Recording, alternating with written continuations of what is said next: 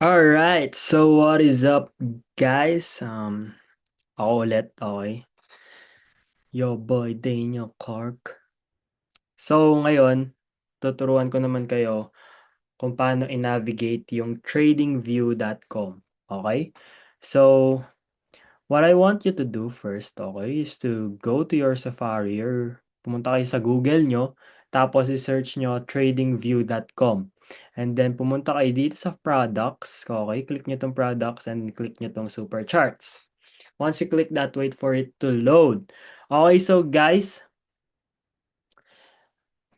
huwag kayong masyadong ma-overwhelm sa nakikita nyo, okay? Dahil i-discuss natin lahat yan. And kapag tapos natin ma-discuss lahat yan, magiging ganito na yung itsura ng um, chart nyo. Ganito kalinis tulad na sa akin. So basically, depende sa inyo yan. Guys, yung pag-aayos nyo ng charts, base yan sa own preference nyo, kung paano nyo siya gustong ayusin. But, sa mga beginners, ganito talaga yung pinakauna nyong makikita pag bukas nyo sa tradingview.com. Now, kung gusto nyong linisin yung tradingview.com nyo, papakita ko sa inyo yung settings ng tradingview.com ko. Okay? So, ayan. Ito yung chart ko. And ito yung pakita ko lang muna yung mga past trades natin sa inyo, guys. So, basically, nasa na tayo? So, basically, past trade ko yan. Yesterday. Tapos, the other day, trades ko rin yan. Yan, TP hit. Ito, TP hit din to kaso hindi na hit yung entry natin. So, sayang yan.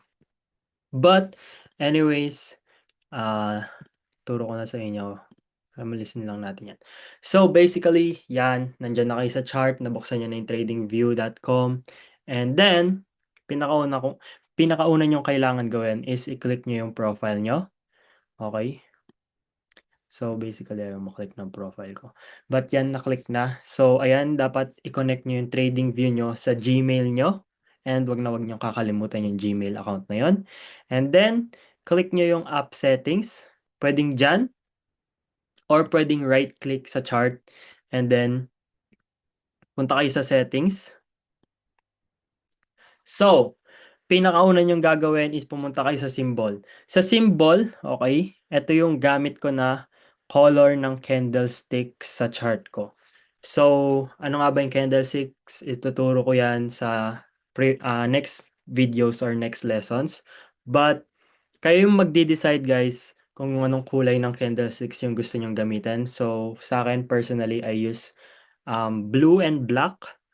Related dyan sa psychology. So, soon or kapag medyo tumagal na and may idea na kayo, tsaka ako na i-discuss bakit ganyan yung kulay ng candlesticks ko.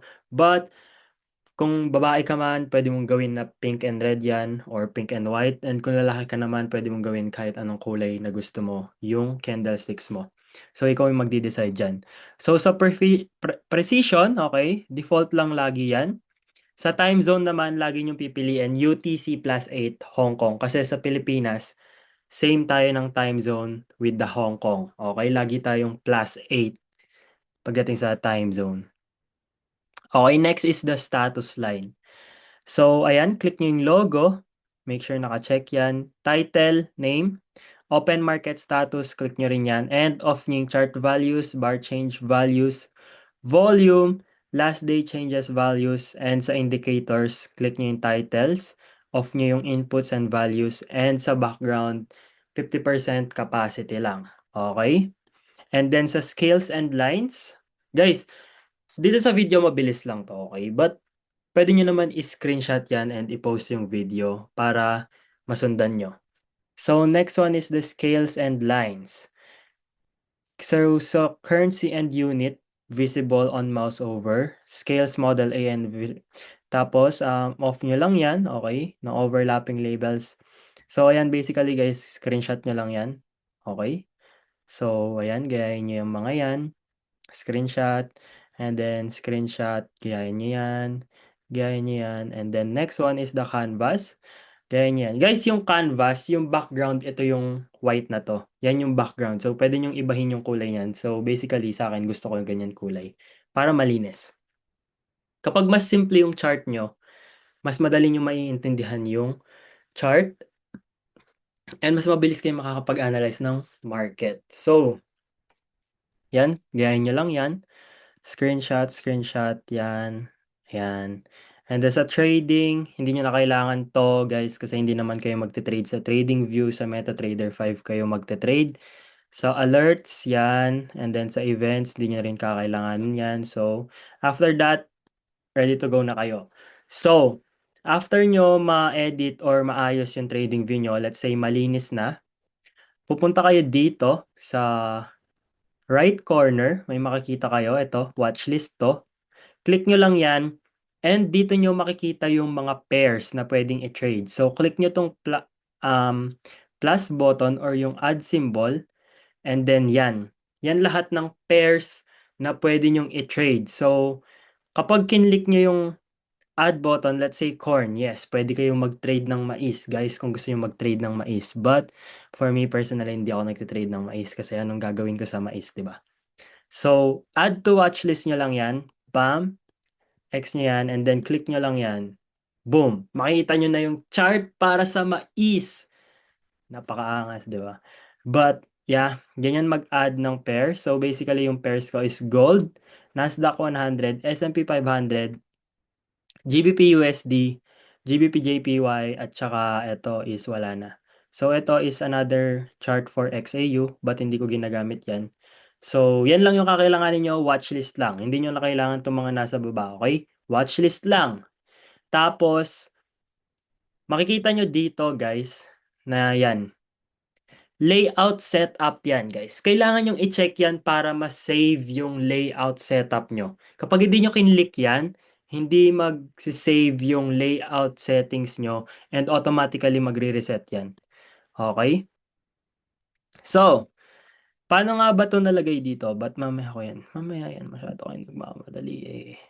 Masyado kayo nagmamadali eh. Masyado kayo nagmamadali eh. So, next one is yung mga tools. Dito naman sa left corner, nandyan na yung mga tools, guys. Okay? So, papakita ko sa inyo ano yung mga naka-favorite kong tools. So, basically, ginagamit ko is cross. Pagdating sa, ayan, nakikita nyo yung cross na yan. Kasi, ginagamit ko yan pang line up ng mga areas. Okay? So, pwede rin dot yan. Yan, cursor nyo yan. But sa akin, personally, gusto ko cross. Okay? Kung gusto nyong gayahin, pati yan, di ko naman kayo pipigilan. Okay? So, the next one is yung lines. So, sa lines, ito yung mga naka-favorite ko. Trend line. Okay, ito yan. Kapag kinlik nyo yung favorite, guys, automatically lilitaw yung line na yan. So, tingnan nyo. 'Di ba? Dumagdag. Automatically, guys, pag nag-favorite kayo ng tools, lilitaw yan. So, pag in-unfavorite nyo, unfavorite nyo yung tools, mawawala. So, ganun lang yan, guys. So, ito yung mga naka-favorite ko. Trend line, horizontal line, horizontal ray, vertical line. Okay. Tapos, dito naman is favorite tracement, tapos gun box lang. Tapos, dito, wala. Hindi ko ginagamit yan. So, long position and short position, tapos price range dito. And then, brush, rectangle, and path, okay? Tapos text, tapos sa emoji, hindi ako masyadong gumagamit ng emoji. But kung gusto nyo pagtripan, gusto nyong laruin kasi nakakainip mag-analyze ng chart, pwede nyong lagyan ng emoji para hindi naman deads yung vibes ng chart nyo. But totally up to you since tulad ng sabi ko, personal preference to guys. Kayo mag-aayos ng chart nyo. Sa measure yan, di ko rin ginagamit yan. Magnet, hindi rin. So basically, ito lang yung mga gagamitin nyo. Kung ano lang yung tinuro ko guys, okay? So, dito naman, tulad niyan. So, ayan, dito nyo makikita kung ano yung chart na tinitingnan nyo. So, right now, nasa gold tayo, gold chart. Tapos, ito is yung time frame, okay? Kapag lumilipat kayo ng time frame, guys, nag-iiba-iba yung itsura ng chart. So, may iba't ibang time frames tayo. Meron minutes, meron seconds, meron hours, meron daily, meron weekly, meron monthly. So, sa time frames, ito yung mga naka-favorite sa akin kasi ito lang yung ginagamit kong time frames. Dito lang ako tumitingin ng mga setups.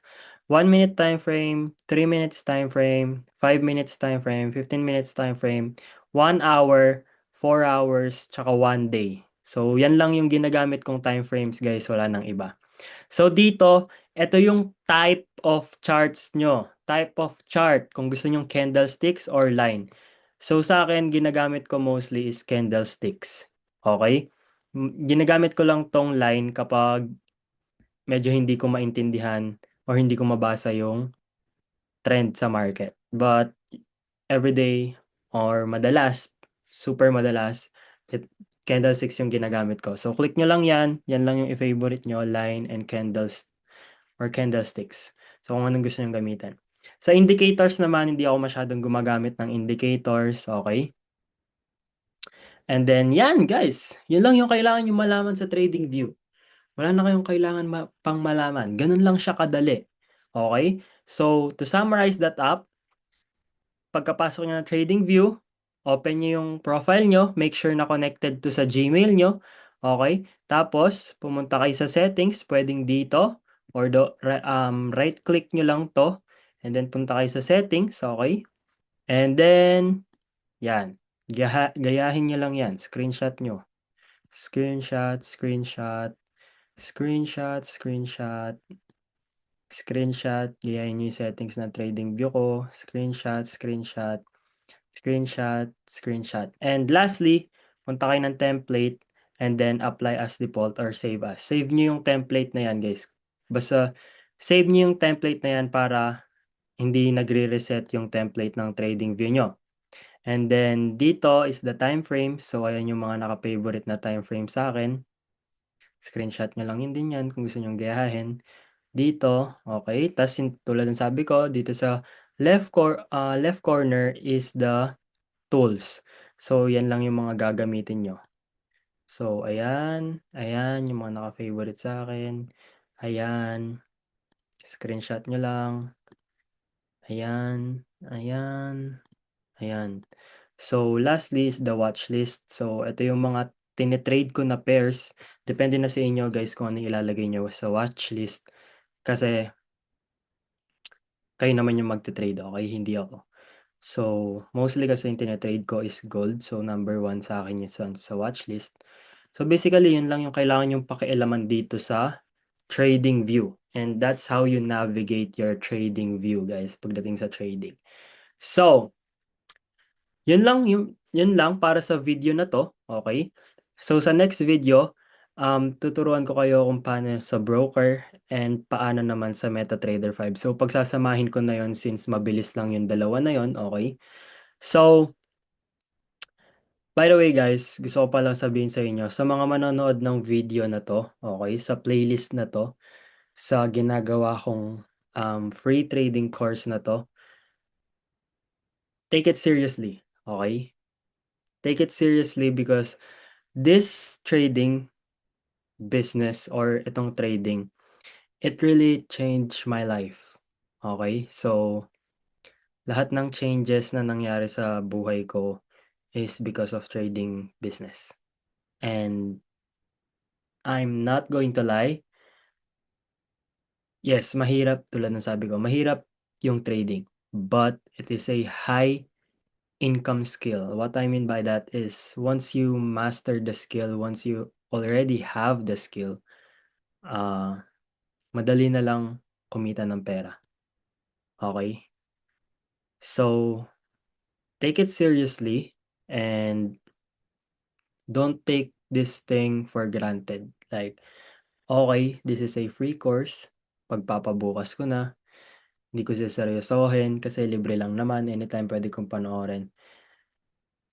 If you think like that and if you do that, okay, you'll definitely lose in life and in this industry. Because, okay, this type of business requires focus, discipline, and consistency. So now, if you can't focus and hindi nyo kayang i-take seriously yung opportunity na kayang ibigay ng trading, then wag kayong mag-expect na makukuha nyo yung results na katulad sa mga naging results ko, katulad sa ibang results ng ibang traders na nakabili ng sports car, milyonaryo, bilyonaryo. Guys, there are a lot of traders sa mundo. Hindi lang sila gaanong sikat, hindi lang sila gaanong kilala because they want to be private. They want a private life. Mostly sa mga traders na kakilala ko, guys, they have a large or huge amount of capital, but they stay silent. You know why? Because they don't need to prove something sa mga tao. Yeah. Okay, let's be real. Okay, maging totoo na tayo, guys. If you see someone who's uh successful pagdating sa trading industry, why would you think na yung tao na yun iisipin niya na, okay, successful ako dito sa trading industry. Might as well offer it for free or teach people for free. So, sinong tao yung gustong magdagdag ng stress if okay na siya sa ginagawa niya? 'Di ba wala? That's why they're so private and they're not noisy in the internet. Now, bakit ikaw ginagawa mo 'to? Bakit ikaw ginagawa mo magturo ng libre? Guys, I've been in this industry for 3 years. More than 3 years to be exact. And 2.5 years, it was just a losing phase of my life. So, meaning, for 2.5 years, puro talo lang ako, walang profits. Alam ko kung ano yung feeling, kung gaano kahirap, okay? Kung gaano kahirap yung trading, yung feeling na hindi mo alam kung kanino ka manonood, hindi mo alam kung sino yung susundan mo, hindi mo alam kung ano yung susundan mo, sino susundan mo, sino papakinggan mo, sino papanoorin mo, ano yung gagamitin mong strategy. I've been there. Galing na ako sa sitwasyon na yun. And I don't want to see other people who's trying to enter this industry to have the same struggles that I had back then. Hindi ko kayang makita na yung mga beginners or yung mga aspiring trader na pagdaanan yung mga pinagdaanan ko dati. That's why I'm doing this. Yun yung why ko kung bakit ginagawa ko 'tong mga videos na 'to. Yun yung why ko kung bakit nagtuturo ako for free, okey? Kasi alam ko yung pakiramdam ng beginner ka, walang gustong tumulong sa'yo, and you're on your own, you're all alone. Mag-isa ka lang, wala kang kakampi, wala kang kasama, walang sumusuporta sa'yo, walang nagtuturo sa'yo, walang naniniwala sa'yo. Alam ko lahat ng feeling na ganyan, guys. Pinagdaanan ko na and hindi ko kayang makita na pagdaanan ulit ng ibang tao yon. And that is why I'm doing this video. So basically, that's all for this video, guys. Okay? Just keep in mind na if you really want to work this thing out, if you really want na mag-work para sa inyo tong opportunity na to, okay? Take it seriously and be be able to be patient and let yourself learn the way how you want to learn it. It may take you 6 months, it may take you 1 year, it may take you 2 years, 3 years. Doesn't matter. As long as you're growing, as long as you're making progress, as long as you're taking this seriously, as long as nagiging consistent kayo, as long as you're disciplined, I'm going to make sure na it may not be next month, next year, but if you keep going, you're going to be successful and this thing will work for you. Because winners in this industry are just people who refuse to give up. So that's it for today's video, guys. Thank you so much and thank you for listening. Peace out.